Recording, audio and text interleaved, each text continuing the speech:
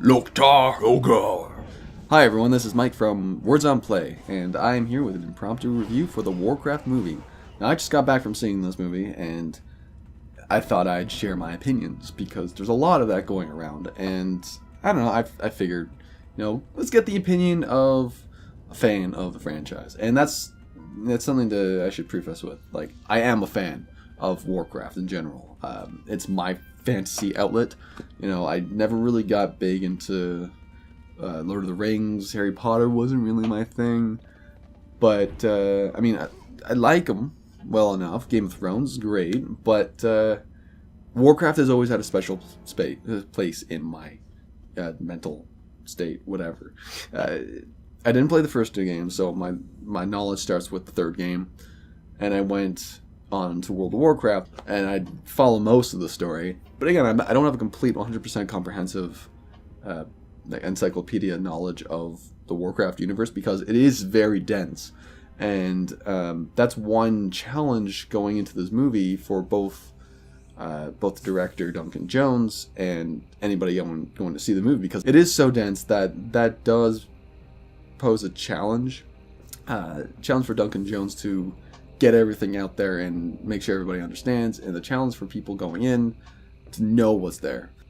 So the major players in the movie, I'll just go over them quickly. You got, on the Alliance, on the Alliance side, the human side, you've got Anduin Lothar as the main hero, the Lion of the Alliance. You got what's his face? Guy whose name I can never actually properly pronounce. Lane Wynn, father or king of Stormwind at this point in time, father to Varian Wynn, who is the current leader in the World of Warcraft for the humans. You got some other humans here and there. You got Garona, who's kind of like, in between. I mean, in the trailers they show her with the humans, so I'll just say she's on the human side. Got Medivh and Khadgar, two mages. And then on the Horde side, we've got Gul'dan, obviously. We've got Dortan, chief of the Frostwolf clan, his mate Draka. You got her fetus, who becomes a baby thrall. You got Ogrim Doomhammer, Blackhand, the leader of the war chief at that point in time in the movie. And then you've got some other characters, and then now there's background characters that they don't really mention, which I thought was really cool, because I'm watching the movie and they have a gathering of the war chiefs as they're coming through the portal at the beginning of the movie, and shortly after, and in the background you see this is all the collection of the war chiefs. So you've got the war song there, you got Blackrock, you got all these, but you see this, that is very distinctly Grommash Hellscream right there. They don't say him, they don't mention his name, they don't say war song. At least I didn't catch him say war song, but that's Grommash. I'm pretty sure I saw Kargath there, very distinctly looking Kargath looking guy. I'm pretty sure I saw Ner'zhul. I'm not positive. I would need to see it again, but there's there's recognizable orcs present. On the Alliance side, not so much, not so many. I don't know as many people on the Alliance, but you have Bronzebeard, I forget his name, the King of Ironforge. He's there, he's right there, strictly it's oh, that's you're you're not Bran Bronzebeard, because he's cooler, but you're Bronzebeard, you're the King of the Ironforge. And you've got elves there. Pretty sure they were supposed to be night elves. They're it kind of felt like something in between night elves and the high elves. At this point in time, if I'm not mistaken, it should just be high elves, no night elves. But I didn't see any other types of elves. It was just the one elf type, and they did look vaguely night elfish. They're the only things that were really kind of toned down, if anything, because nothing's toned down in this movie. You have to suspend your disbelief, because there's nothing realistic. The magic is nothing like you've seen in any other movies, Lord of the Rings or anything like that. It's very out there. It feels like it's magic that it belongs from Warcraft. And that's what I love about this, is that it was a movie made from a fan for fans, and it comes off so genuine and earnest. And lots of people are ripping apart for, the acting kind of hammy, the writing just as hammy, and like the plot line, it's pretty basic, it's pretty cheesy. I wouldn't say cheesy, I wouldn't even say generic, it's just sort of by the numbers. But again, it's adapting a story that didn't really have that much going on in the first place. It was, orcs come through a portal to kill the humans and make new land. Like, it's basic stuff, but it works. I think that's the movie. That's a point that you really have to consider, is that it doesn't matter what the reviews have said. It doesn't matter of your opinion of Warcraft. Go see it.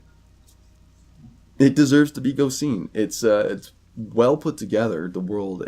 Every time they showed a new landmark, a new city, or a location that I recognize from the games.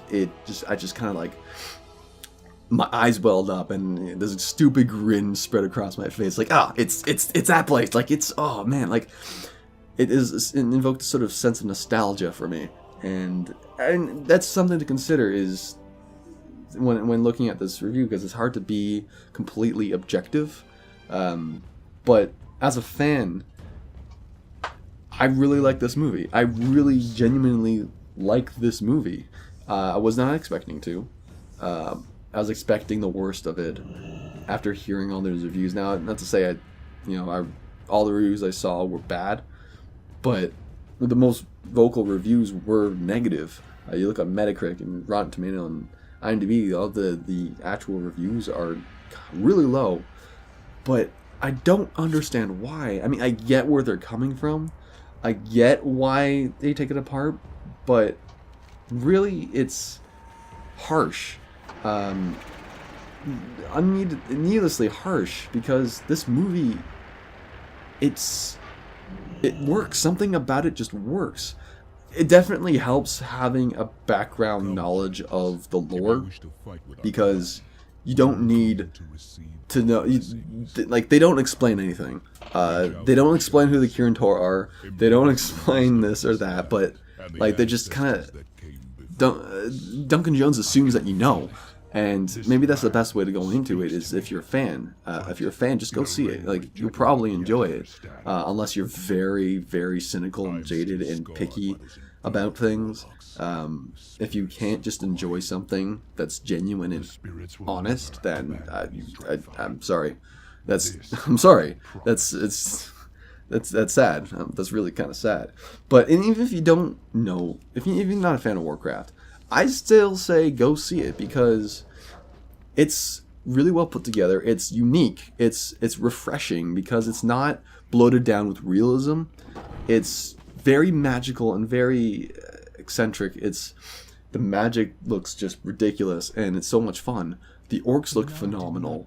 And the effects kind of work sometimes. I mean, I'm personally someone who, prefers practical effects over digital effects. I think digital effects work when used to enhance practical effects.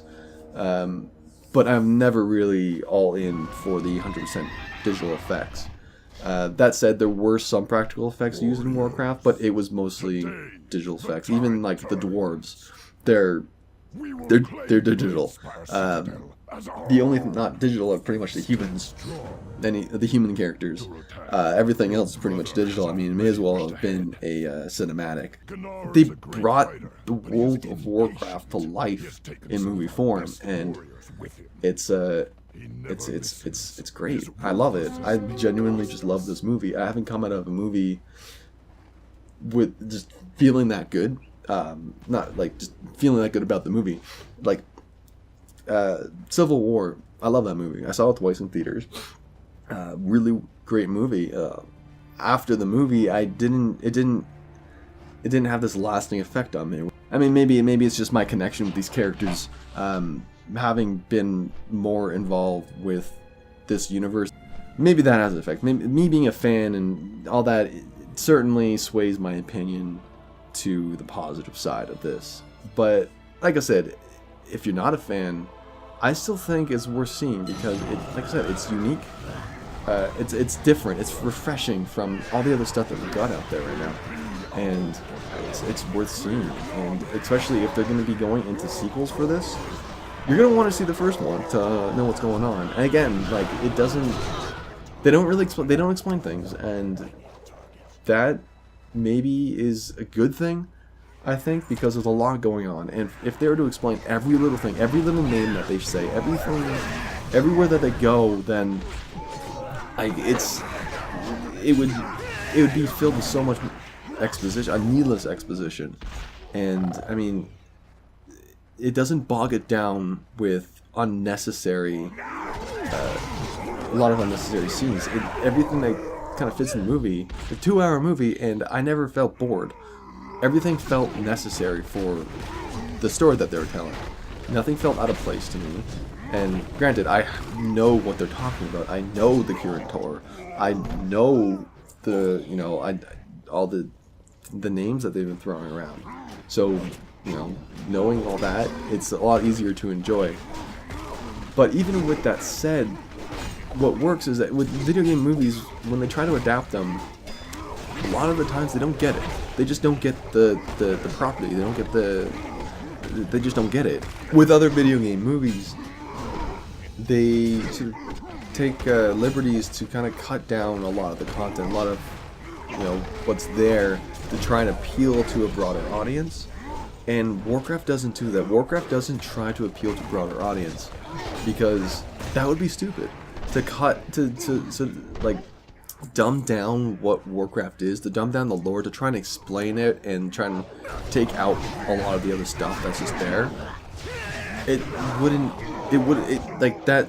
I respect it for not doing that, because what you have instead of a movie that less people will like because it's niche and you didn't respect the fans, is a movie that is very niche, whatever, however you say that, but it's made for the fans. It's made by a fan. It gets the property. It gets Warcraft.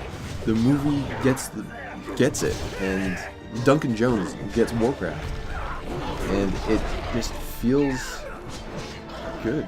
I don't know. I liked it. I really liked it. I wasn't expecting to like it, and I really liked it. I was rambling a bunch, and I'm a little lightheaded. I haven't eaten in a while. I've been up for a very long time because I went to work before I saw the movie, and now I'm here sitting there. I haven't even showered. I'm stinky. I have a headache now. I'm thirsty. I'm hungry. I'm sleepy. And maybe I should stop talking. But I like the movie. I like seeing the stupid Murloc. Seeing little details hidden in the world. It's just, other normal people won't get that same joy. But don't listen to reviews. I mean, you listen to reviews, but don't take those reviews. Take reviews with a grain of salt. Don't bother about the trailers. The trailers aren't really a good representation. The trailers do a bad job of representing what actually goes on in the movie. Just ignore what your opinions from the trailers. Take other reviews out there for a grain of salt. Go see it for yourself. Go see Warcraft, because it's worthwhile seeing. It may not have the pedigree of the Marvel Cinematic Universe or Star Wars or Lord of the Rings, but really, was Lord of the Rings that good? Really? I mean, it's pretty good, but it was kind of boring. It was a lot boring. I mean, Lord of the Rings is great. I'm not saying I'm not dissing it. I'm just saying. Think about it. Lord of the Rings was kind of boring. Yeah. Warcraft, it's not boring. It's not boring at all, and you might not understand what's going on if you don't have a knowledge of the world going in. But just kind of take it in stride. Just go with the flow. It's gonna say things you don't understand, but just enjoy it. Watch the crazy magic going on. Watch the giant green orcs lumbering about and smashing faces, and just enjoy it for what it is. And I think just go in and just just, yeah, I don't know, I'm rambling at this point. Anyways, that's my review of the Warcraft movie. Go see it for yourself. You might actually really enjoy it like I did. Thanks for watching. Like, comment, subscribe, and do all that stuff. Follow on social media, whatever. Eddie, take it away. Greetings, viewers. Eddie here. We here at Words on Play Studios thank you for watching this video. If you liked it, there are more where that came from, so like, comment, and subscribe so you can be up to date with all of our videos. In the meantime, click the annotations on the screen to see more of these two moronic flashbags making fools of themselves.